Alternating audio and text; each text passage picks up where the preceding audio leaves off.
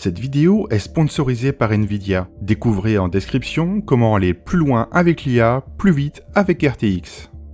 Donc la session retour d'expérience de cette 9e édition des Radis, et j'ai le bien grand plaisir d'avoir avec moi Perrine Gauthier, qui est la cofondatrice et la directrice de La Cabane, société de production basée à Paris. Alors dont c'est la première participation au Radis RAF, je pense qu'on peut l'applaudir.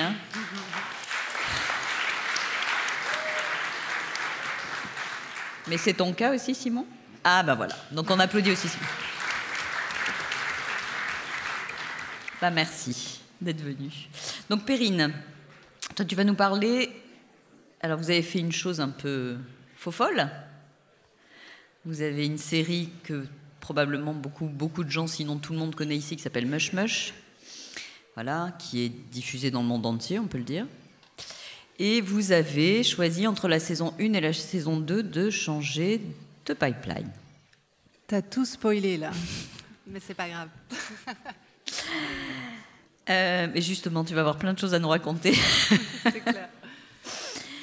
Et d'autre part, donc Simon Roubi, qui est à côté de moi, alors que vous connaissez, parce qu'à chaque fois qu'on l'a présenté là tout à l'heure, en tant que sans doute que réalisateur du long métrage Adama, voilà, qui a été nommé au César en 2015. Toi, tu es on va dire un artiste pluridisciplinaire, en tout cas c'est comme ça que tu te présentes, mais si tu souhaites, tu nous en diras plus tout à l'heure. Tu fais de la sculpture, de la vidéo, du cinéma d'animation, des performances, et il y a des projets sur lesquels tu fais tout ça en même temps. Tu associes tout ça. Ouais, donc réalisateur artiste, c'est bien, ça me donnera une excuse que j'ai pas fait de PowerPoint. Ce sera une présentation artistique. C'est un métier, le PowerPoint, c'est vrai. Tout à fait. Ouais, donc je vais essayer justement en parlant de la photogrammétrie, je vais essayer de parler un peu des différents projets sur lesquels je travaille en ce moment. Voilà, donc, et juste pour dire en 2 mots, tu as fait des études de Gobelin à CalArts, et puis tu as été pensionnaire de la Villa Médicis, accessoirement. Donc la photogrammétrie, tu nous en parleras avant qu'on reparle encore de photogrammétrie ensuite dans les démos. Donc ça sera la petite séquence photogrammétrie des Radis, et puis on va passer tout de suite à Perrine, Mush Mush, les champotes, tout ça. Okay. Alors, bonjour tout le monde. Et merci Véro, merci Stéphane et merci Magélis pour l'invitation. Et pour ce petit challenge qui va consister à vous raconter 2 ans et demi de prod en 12 minutes. Donc ça s'annonce top chrono, c'est parti. C'est à la hauteur, tu es à la hauteur. Alors, nous, juste en 2 mots, à La Cabane, on développe et on produit des séries et des films d'animation avec un penchant naturel pour la création originale et le jeune public, même si on ne s'interdit jamais rien. Et on aime explorer des styles graphiques vraiment très différents, de Mush Mush à la série Mush Mush au court-métrage Luce et le Rocher, par exemple. Ça vous donne une petite idée du spectre, en 3D comme en 2D, donc. On a fait le choix de ne pas monter de studio, ce qui est plutôt un positionnement un peu atypique et à contre-courant de la tendance globale actuelle, mais qui nous permet d'avoir une très grande liberté créative et stratégique. Et donc au fil des projets, on travaille avec différents studios partenaires, évidemment en fonction de considérations artistiques avant tout, et aussi de philosophies de travail dans lesquelles on a envie de se reconnaître et vice-versa. Ceci étant, on reste très impliqué dans l'élaboration des pipelines des projets qu'on produit. Et donc, c'est avec plaisir que je participe aujourd'hui à ce petit retour d'expérience au sujet de Mush Mush, donc, dont la 2e saison vient d'être lancée sur Canal avant de continuer son petit bout de chemin à l'international. Et donc, aujourd'hui, c'est un retour d'expérience complet qu'on peut faire sur cette prod, puisque figurez-vous qu'on vient de valider le compo il y a 2 semaines. Donc moi aussi, j'aurais pu emmener des confettis comme ce matin, mais bon, l'avantage, c'est que pas de confettis, pas de crise cardiaque, du coup, c'est plutôt mieux. Alors, au départ, juste pour vous resituer, Mush Mush est né sous la forme d'une petite figurine sculptée dans ZBrush par une artiste qui s'appelle Elfriede de Rooster, qui n'avait jamais travaillé dans l'animation. Et c'est après avoir découvert ce personnage sur son site internet, tout simplement, que je lui ai proposé de développer ensemble une série d'animations. Depuis, il s'est passé pas mal de choses, puisqu'on a produit une première saison et 2 spéciaux, diffusé dans 150 pays et nommé pour un Emmy Award international, sélectionné à Annecy, etc. Et donc aujourd'hui, comme on le disait, cette petite aventure forestière se poursuit avec la livraison d'une 2e saison et de 2 nouveaux spéciaux. Et donc il se trouve, spoiler, qu'entre les 2 saisons, on a pris la décision quelque peu atypique de changer de pipeline. Attends, t'es sérieux là en fait? Donc c'est à peu près la réaction qu'a eue notre équipe et j'en profite pour signaler qu'on pourra avoir un peu plus de son peut-être pour la suite. Donc la première saison avait été produite entièrement dans Blender chez Cube qui a fait un super boulot et que je salue au passage. Petit cœur pour Cube, Cécile et toute l'équipe. Et sur la saison 2, la configuration a changé et aujourd'hui le pipeline combine toujours Blender associé à Unreal avec de nouveaux partenaires. Donc, au départ, la proposition de travailler dans Unreal est venue de Shards, qui est un jeune studio parisien fondé par Romain Trimaille et Mathieu Métro. Ils sont dans la salle, je crois. Voilà, tout à fait, qui sont dans la salle et que je vous invite vivement à aller rencontrer. Anne Beignet est présente aussi, à échanger avec eux pour en savoir plus, parce que 12 minutes ne me permettra pas de tout vous raconter.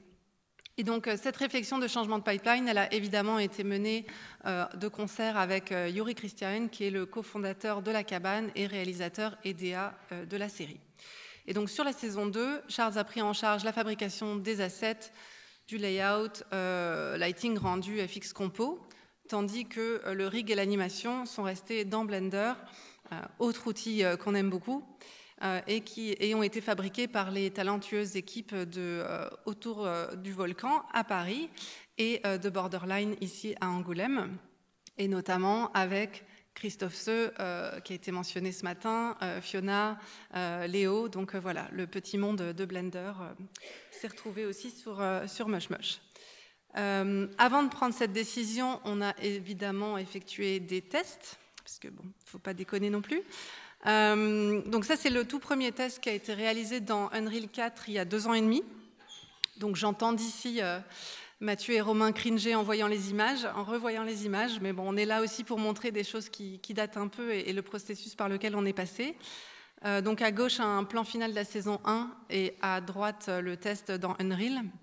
Donc bien sûr, puisqu'on a entrepris de changer de pipe entre les 2 saisons, le premier objectif, c'était de préserver le look de la série tout en poussant les curseurs plus loin, et notamment en termes d'éclairage, et surtout d'éviter les soucis de noise qu'on avait rencontrés auparavant. Et comme tout test, c'était aussi bien sûr l'occasion de voir ce qui ne marchait pas ou pas tout à fait, et donc les aspects à creuser par la suite, comme les techniques utilisées pour la canopée, pour la mousse et le SSS sur la végétation. Autre test, deuxième test qui a été effectué, c'est cette petite balade en forêt. Donc l'idée était d'expérimenter les nouvelles technologies d'Unreal 5, comme Lumen et Nanite. Alors il se trouve qu'au moment où la pré-prod a démarré, donc il y a plus de 2 ans, ces technologies n'ont pas paru encore suffisamment stables pour être utilisées sur ce volume de production et surtout sur des environnements de forêt. Donc l'équipe de Shards a décidé de rester sur Unreal 5 Early Access et en s'appuyant principalement sur les technologies d'Unreal 4.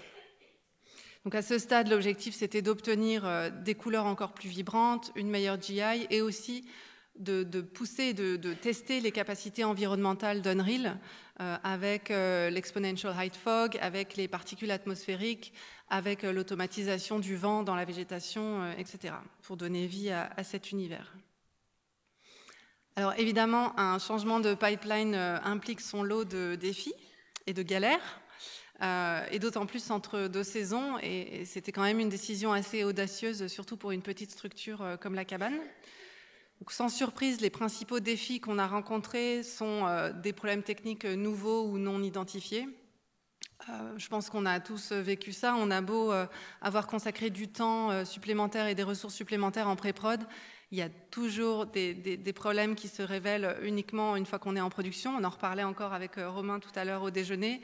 Ça marche quand tu testes et ça ne marche pas en prod.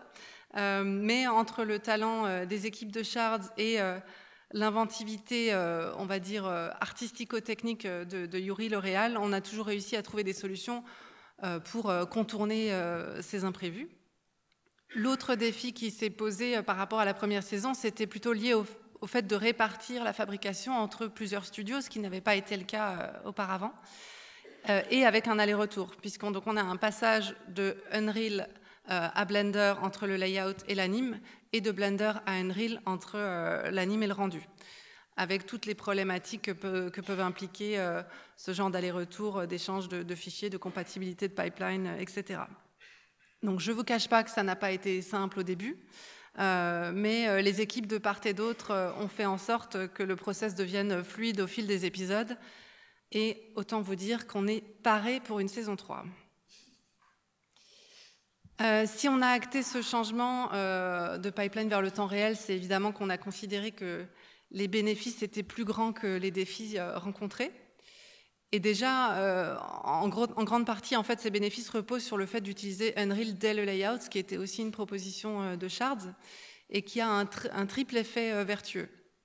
Déjà, il y a un vrai bénéfice créatif parce que ça permet d'anticiper tout un tas de problématiques liées au lighting et au rendu dès la pré-prod, et avec les bénéfices artistiques que ça procure derrière, et je vais y revenir.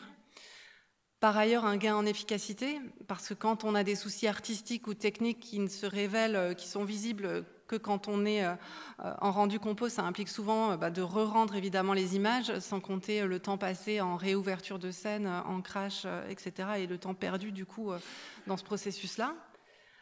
Et on a aussi, et last but not least, c'est hyper important pour nous, une amélioration des conditions de travail pour l'équipe. Et je pense que la meilleure façon de s'en rendre compte, c'est de voir ce petit aperçu de ce à quoi ressemble le layout à gauche, donc ici, et l'animatique à droite, sur la saison 2, qui donne une petite idée du confort en fait, de travail pour les équipes de layout, du fait de travailler avec ce niveau de détail déjà à cette étape. Ça, c'est pour le layout, mais d'une manière générale, pour toute l'équipe 3D dans son ensemble, simplement le fait de pouvoir itérer entre différentes versions de shading, d'éclairage, etc., et de rendu, ça assouplit forcément le processus global, et ça met, on va dire, une pression différente sur le timing et les deadlines. Ça permet une gestion du temps et du stress qui est différente. Alors, on va pas se mentir, ça fait aussi très plaisir de ne pas avoir à attendre 1 heure, voire plus, pour voir le résultat d'un rendu. En saison 1, le temps de rendu était d'environ 50 minutes par image, alors qu'il est d'à peine quelques secondes sur la saison 2. C'est forcément une façon un peu simpliste de présenter les choses, mais j'aime bien me dire que 50 minutes de frustration en moins par image, c'est pas rien, et surtout pas pour les artistes. Et c'est pas rien non plus en termes d'impact sur l'empreinte carbone d'un projet. Et alors pour le coup, on est en train de l'évaluer justement pour ne pas avoir une approche simpliste de ce sujet évidemment très complexe et très sensible, pour bien mettre en balance d'une part la réduction de tout ce qui est les besoins, de tout ce que sont les besoins en énergie, la consommation électrique, les besoins en climatisation, etc., et d'autre part, le coût carbone qu'ont les cartes graphiques puissantes que nécessite le temps réel. Donc ça, c'est un processus qui est encore en cours et qu'on espère pouvoir communiquer dans les mois qui viennent, maintenant qu'on est en fin de production.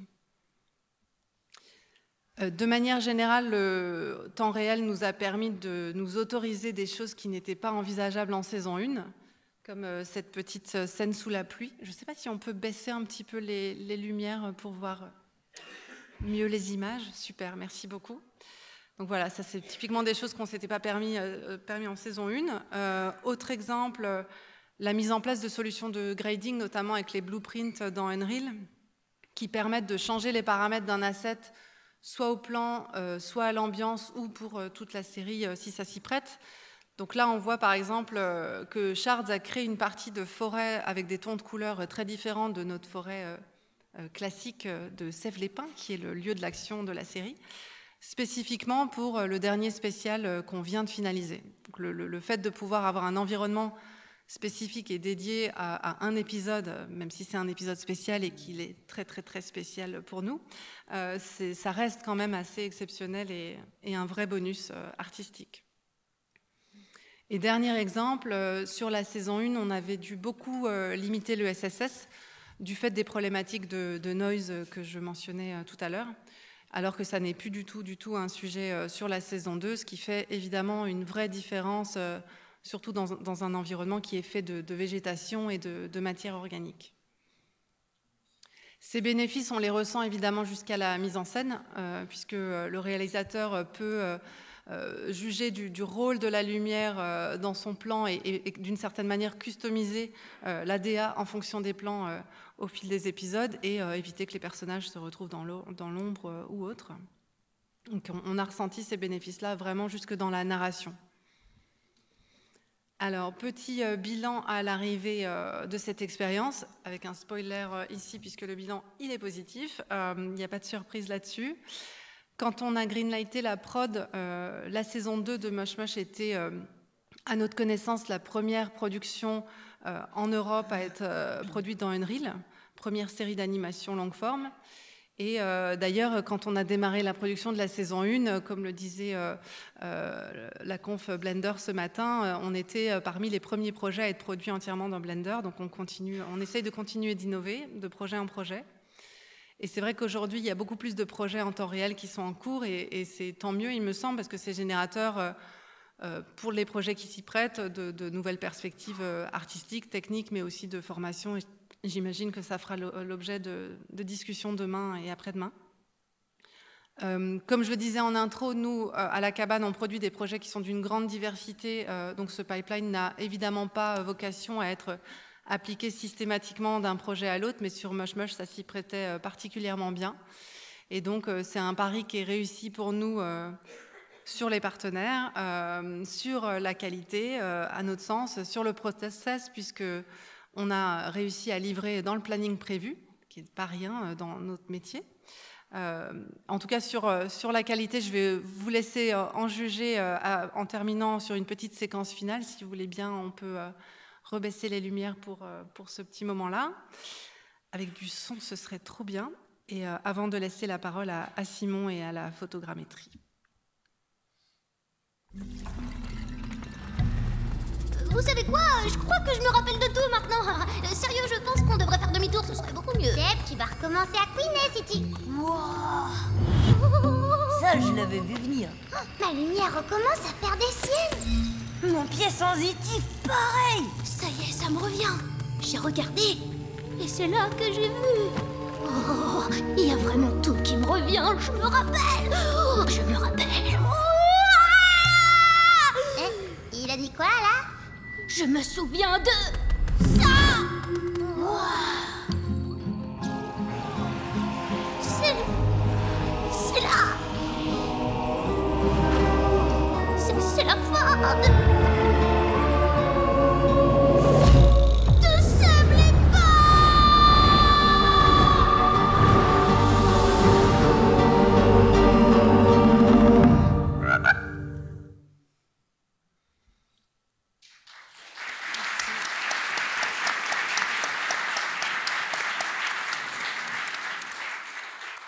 Peut-être avant qu'on passe la parole à Simon, est-ce que vous avez une question pour Perrine?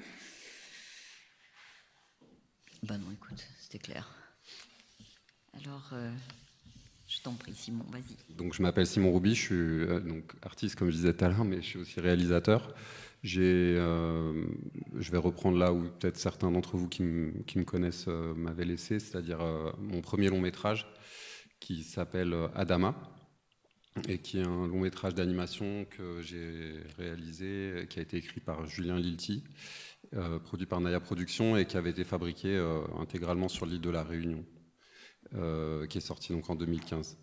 Et aujourd'hui, je vais vous parler de mon travail sous l'angle de la photogrammétrie, ce qui n'est pas quelque chose que j'ai l'habitude de faire, vu que je travaille plutôt projet par projet en fonction des histoires, etc. Mais là, c'était intéressant finalement de regarder ça par le prisme d'une technique, puisque je l'utilise un peu partout. Donc en fait, c'est intéressant, ça permet de rentrer dans les différents projets qui m'occupent. Pour Adama, déjà, c'est là que la première fois que j'avais utilisé la photogrammétrie.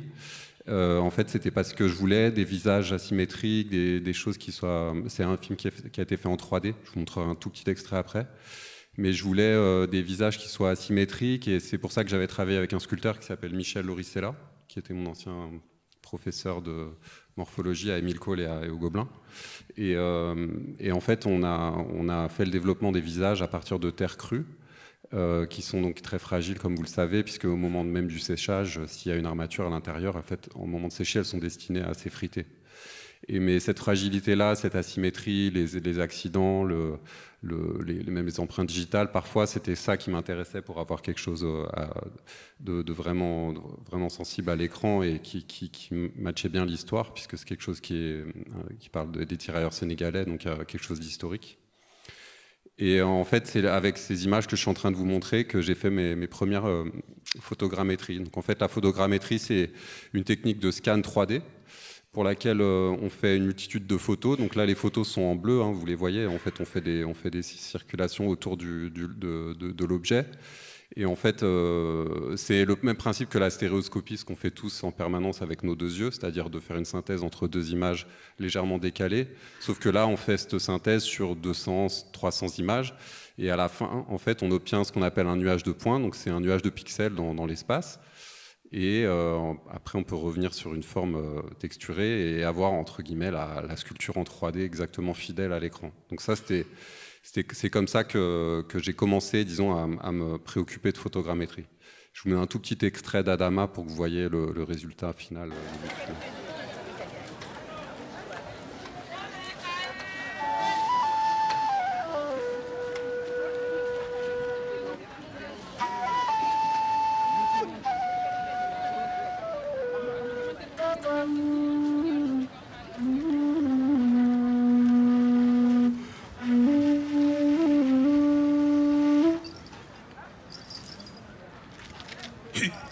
D'où tu sors, toi?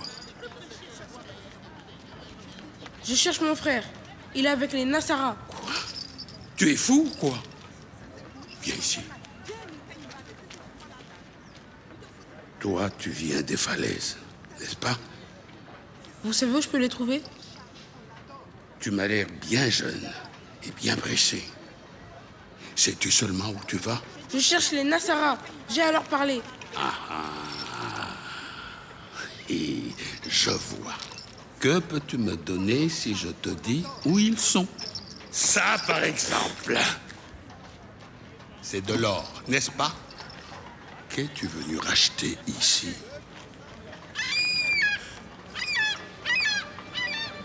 Je dois y aller. Au revoir. Hé! Non, non, non, ne suis pas cet oiseau. Ce n'est pas bon pour toi. Je plaisantais. Voilà, donc c'était juste pour que vous voyez le look final. Merci. Et donc voilà, donc sur Adama, c'était à l'époque 2011-2012, donc un peu les débuts de la photogrammétrie telle qu'on la connaît aujourd'hui, les logiciels, et c'est quelque chose qui s'est beaucoup développé depuis. Et en fait, j'ai suivi cette évolution après Adama, donc après 7 difficiles années de fabrication du film, j'ai fait une sorte de pause de l'animation et j'ai eu la chance de rencontrer des géologues qui utilisaient eux-mêmes la photogrammétrie pour leurs recherches. Et donc en fait, j'ai pu me greffer à cette équipe de géologues qui m'a emmené dans un coin du Népal qui s'appelle le Mustang pour faire des scans de photogrammétrie. Ils s'intéressaient en particulier au glissement de terrain. On voit que c'est un énorme glissement de terrain en arrière-plan ici. Et eux, en fait, font leur scan avec des cerfs-volants, puisqu'ils n'ont pas les droits de survol en drone. Ça peut être fait au drone, évidemment. Et ils le font au cerf-volant parce qu'en fait, la photogrammétrie ne se préoccupe pas du tout de l'échelle. Moi, je scannais des sculptures qui étaient assez petites. Mais en fait, avec cette technique de scan de cerf-volant, j'ai pu m'attaquer en fait, à scanner en 3D des paysages beaucoup plus amples, comme ici, ce sont des images de cette région du Mustang. En parallèle de ça, le fait de travailler avec des géologues m'a aussi donné une inspiration qui était de réfléchir en fait sur l'idée de la tectonique des plaques et donc du supercontinent Pangée, parce que 300 millions d'années avant notre ère, les continents étaient comme on les voit maintenant. Et en fait, si on voit ça en accéléré, notre environnement a toujours été en mouvement, c'est juste une question d'échelle de temps, et en fait tout ce qu'on connaît qui est statique a toujours été en translation, en mouvement, et donc ça a été une source d'inspiration assez forte pour un projet. et aussi de voir qu'est-ce que ça donnerait si on remettait les frontières actuelles sur ce Pangée. Et en fait, je me suis intéressé, vu que j'avais été au Népal, je me suis intéressé à cette zone. Qu'est-ce qui se passerait si on écrivait un film qui se passait en Pangée et qui pourrait collisionner la Réunion? J'ai passé du temps, la Madagascar, le Kenya, l'Afrique de l'Est, l'Inde et l'Antarctique. Et donc ça a été une source d'inspiration pour commencer une série d'une sorte de banque en fait, de scans 3D. Typiquement, voilà, ça c'est le genre de scan que j'ai pu faire au Népal. Donc au lieu de scanner une sculpture et de faire quelques 200 photos d'une sculpture, en fait là c'est des photographies qui ont été prises dans un village. En se déplaçant, on arrive à avoir un coin de rue, une ruelle. Et en fait ce qui m'intéresse là-dedans, c'est la même chose que pour les sculptures, c'est-à-dire que quel que soit le niveau d'études en dessin que j'aurais jamais eu l'idée de dessiner ces escaliers comme ils sont, puisque c'est des choses qui se font naturellement et qui ne sont pas contrôlées, qui ne sont pas maîtrisées. En fait. On arrive à toucher quelque chose du chaos qui est partout et qu'on essaie toujours de faire en dessin, mais qui est quand même une quête assez difficile. Pour reparler juste d'échelle, en fait, voilà, ça c'est un exemple d'un scan qui a été fait au cerf-volant et qui survole carrément une vallée entière. C'est une vallée en altitude, à 5000 mètres d'altitude. Les géologues s'y intéressaient parce que vous voyez en bas à gauche, il y a des arbres, ils appellent ça la forêt la plus haute du monde. Et c'est un endroit où il y a aussi une source d'eau, et donc tous les intérêts des géologues rayonnaient sur cet endroit, donc j'ai pu profiter de ce scan.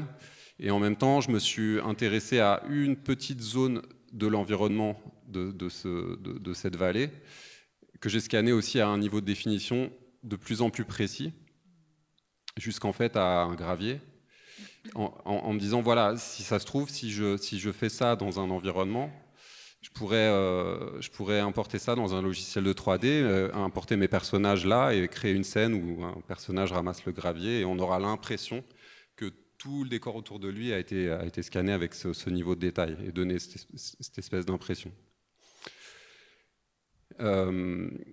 Ces idées autour de la photogrammétrie, je les ai développées de plusieurs manières. Donc,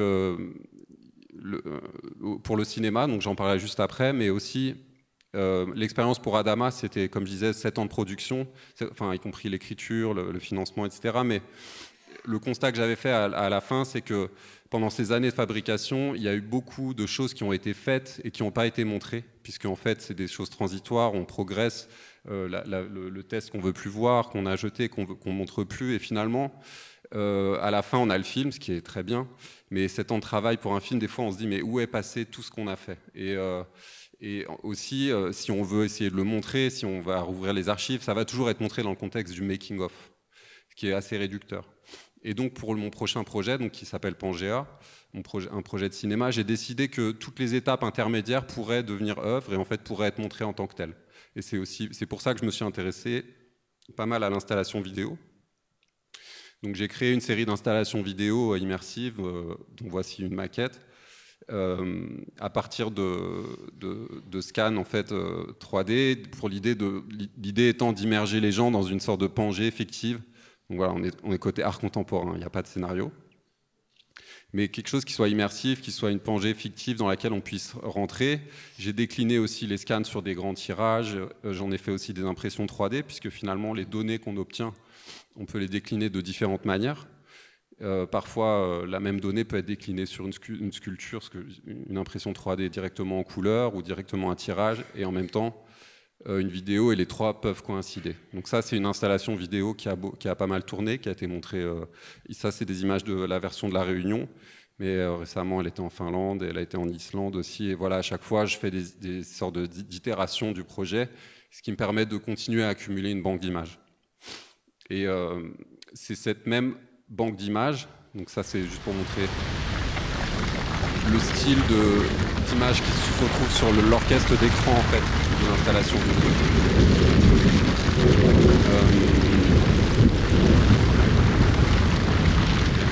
En fait, voilà, je décline aussi ces images, je les décline comme ça pour l'installation vidéo, mais je les décline aussi pour un projet de cinéma. Pangea, le film.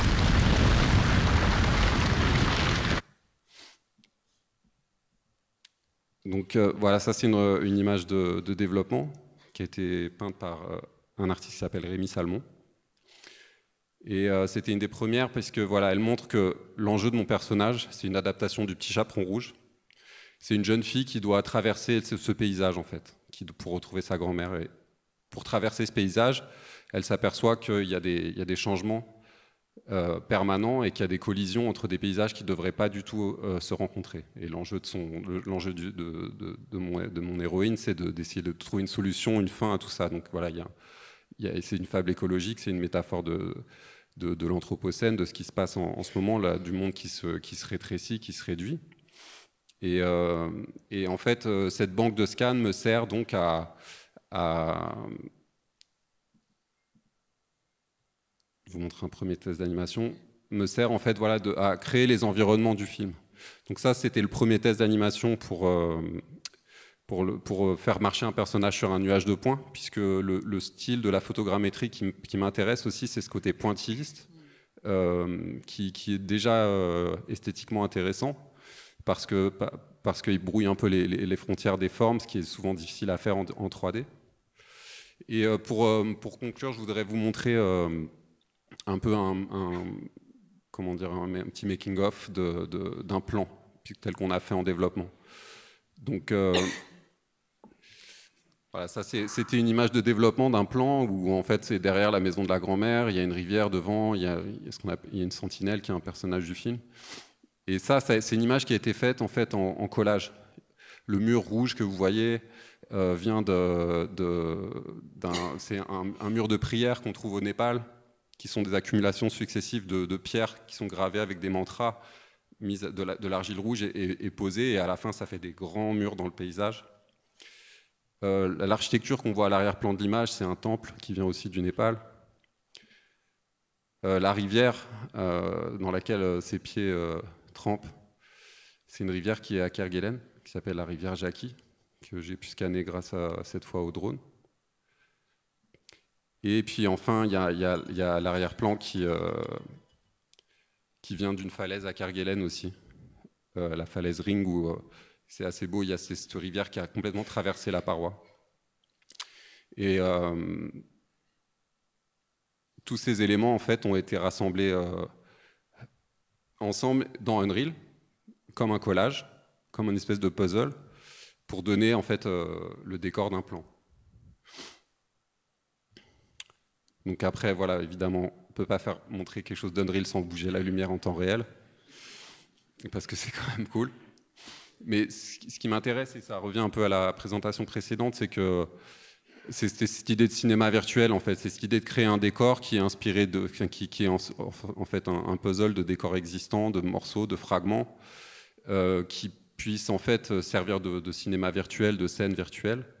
On peut faire l'animation indépendamment. J'ai d'autres plans où le personnage est animé, mais voilà, là c'était vraiment pour montrer cette idée d'utilisation de photogrammétrie pour le cinéma. Et juste pour conclure, un plan animé dans un décor aussi.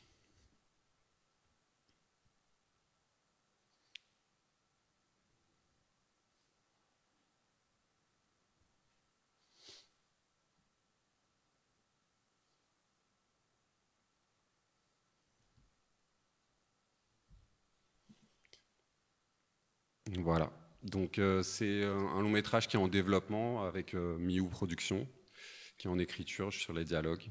Et on a déjà fait ces étapes de développement, donc ça c'est en cours. Et voilà, je pense que j'ai utilisé mes 12 minutes largement. Oui, enfin, merci. Magnifique, merci beaucoup.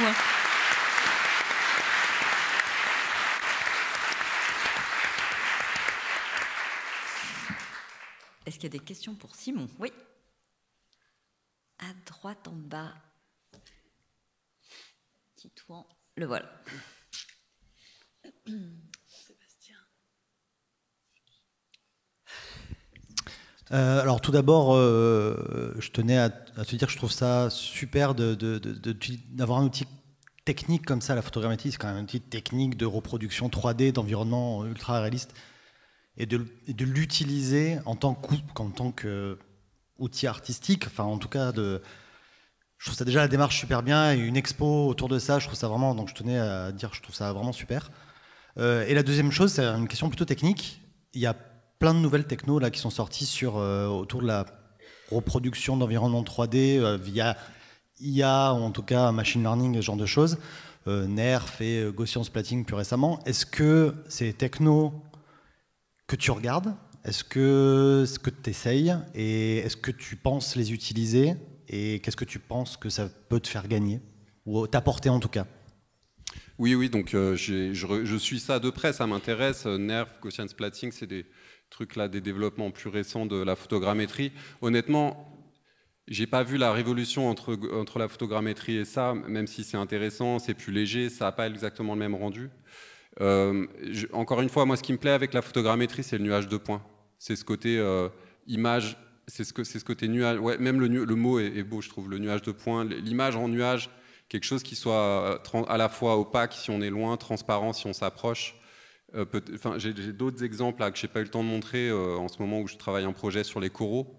Une scientifique m'a contacté pour, je pourrais, si vous me remettez l'écran, je peux montrer pendant que je parle. Mais il va falloir baisser la lumière par contre pour celle-là. Une scientifique m'a contacté. Elle est biologiste marine et en fait elle scanne sous-marin. Elle fait des scans sous-marins de coraux depuis 10 ans. Et donc elle a vu mon installation et elle m'a dit voilà, j'ai tous ces scans. Est-ce que tu peux en faire quelque chose? Et donc voilà, ça c'est un exemple.